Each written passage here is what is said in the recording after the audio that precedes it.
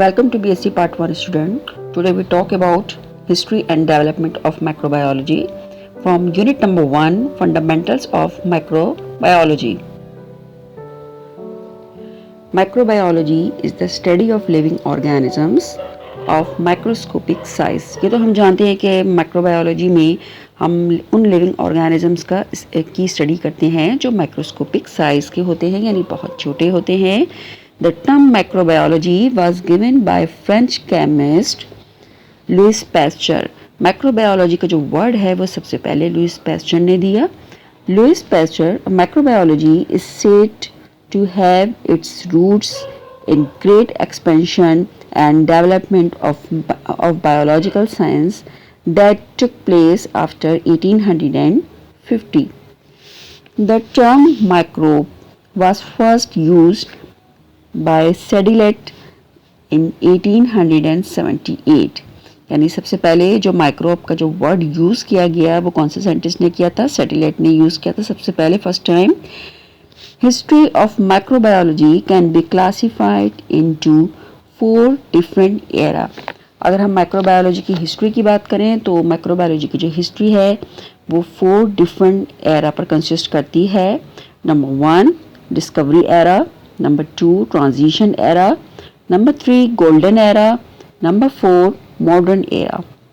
तो student in ये 4 era हैं. इनमें से आज हम अपनी इस वीडियो में फर्स्ट एरा की बात करेंगे जो कि डिस्कवरी एरा कहलाती है, जिसमें डिफरेंट डिस्कवरीज हुई और यहीं से जो है माइक्रोबायोलॉजी की इब्तिदा भी होती है. जी student, now we study about discovery era. Discovery era की बात करेंगे हम सबसे पहले कि डिस्कवरी एरा में 4 जो है बहुत ही फेमस, बहुत ही इम्पॉर्टेंट बायोलॉजिस्ट हैं जिन्होंने जो है वो माइक्रोबायोलॉजी की एक तरीके से बेस यानी बुनियाद रखी. नंबर 1 एरिस्टोटल, 384 से लेकर जो है 322 से लेकर 384 तक जो है ये साइंटिस्ट जो हैं वो इनकी कंट्रीब्यूशन होती है. जैसे एरिस्टोटल जो है, Aristotle proposed a spontaneous generation theory. He stated that the living organisms could develop from the non-living materials. तो एरिस्टोटल जो थे स्टूडेंट ये एक फ़िलासफ़र थे और एक ग्रीक फ़िलासफ़र थे और इन्होंने मॉडर्न साइंस की बुनियाद रखी, बेस बनाई और इनको एक टीचर के तौर पर जो है वो याद किया जाता है. इन्होंने तकरीबन 200 से ज़ायद 200 से ज़्यादा जो है इन्होंने बुक्स लिखी. He was a multi talented man. वो उनको काफ़ी सारे सब्जेक्ट्स पर उबूर हासिल था और एथेंस से इन्होंने अपनी स्टडी कंप्लीट की.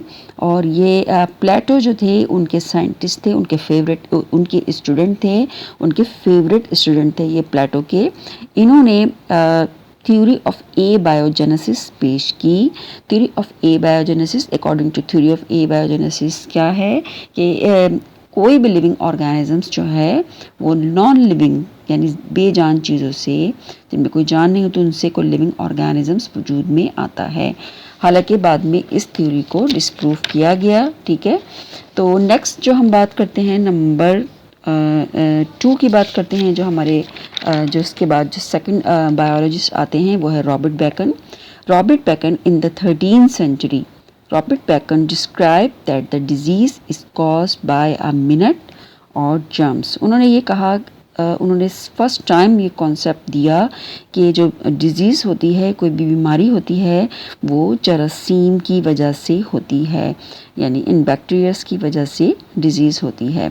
ठीक है, तो स्टूडेंट फिर आहिस्ता आहिस्ता हम आगे बढ़ते हैं. नंबर 3 की बात आती है. 3rd बायोलॉजिस्ट आते हैं जिनका नाम है रॉबर्ट हुक. रॉबर्ट हुक जो माइक्रोबायोलॉजी की स्टडी में बहुत ही रिमार्केबल इनकी जो है वो कॉन्ट्रीब्यूशंस थी. 1635 से लेके 1703 तक जो है वो इनका जो है वो दौर था. Robert Hooke, a 17th century English scientist, was the first to use a lens to observe the smallest unit of tissue he called cells. इन्होंने रॉबर्ट हुक जो है इन्होंने स्टूडेंट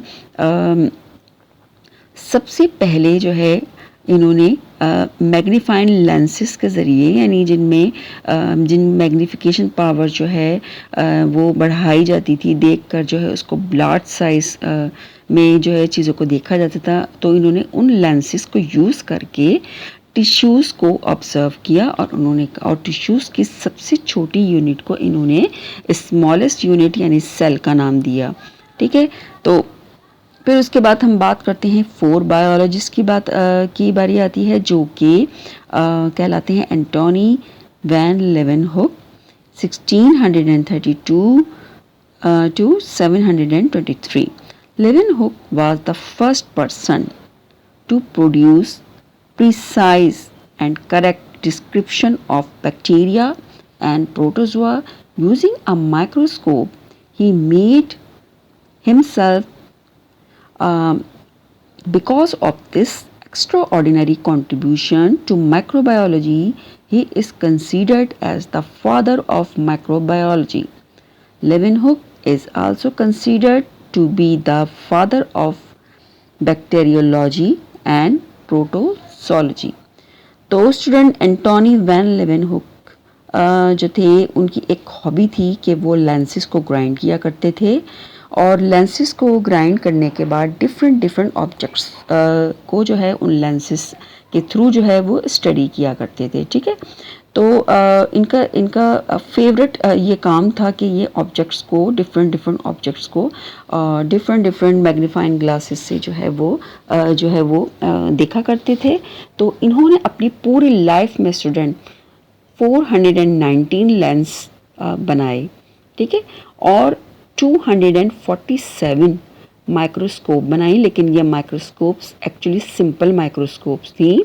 ठीक है, इनमें सिर्फ एक ही लेंस यूज़ किया गया था। इन्होंने सबसे पहले जो है बैक्टीरिया को डिस्क्राइब किया, और इन्होंने 1674 में रॉयल सोसाइटी ऑफ लंदन के सामने उन्होंने ये एक थ्योरी पेश की कि जो छोटी छोटी चीज़ें होती हैं जो बहुत हम अपनी नेकेड आई से नहीं देख सकते, तो उन्होंने बताया कि हम उन्हें इन लेंसेज में देख सकते हैं, और उन्होंने इनको वेरी लिटिल एनिमल क्यूल्स का नाम दिया, जिसको मॉडर्न एज में प्रोटोजोन्स का नाम दिया गया है। ठीक है, जिनको हम प्रोटोजोन्स के नाम से जानते हैं।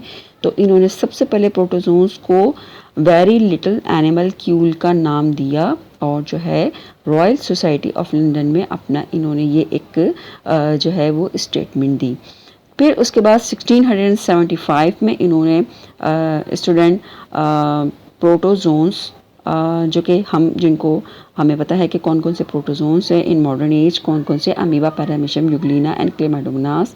इन प्रोटोजोन्स का इन्होंने साइज, शेप्स और मोटालिटी को डिस्क्राइब किया। फिर 1676 में इन्होंने बैक्टीरिया को डिस्कवर किया, और फिर 1683 में इन्होंने बैक्टीरिया की शेप्स, यानी कौन कौन सी शेप्स, जैसे कि रॉड, स्फेरिकल एंड स्पाइरल को डिस्कस किया। उन्होंने कहा कि जो है बैक्टीरिया की जो है वो टोटल 3 शेप्स होती हैं, और इन शेप्स को इन्होंने डिस्कस किया, जो आज तक जो है वो एक्सेप्ट की जाती हैं और सही मानी जाती हैं। और उसके बाद जो है 1723 में जो है इनकी डेथ हो गई, एंटोनी वैन लेवेनहुक की।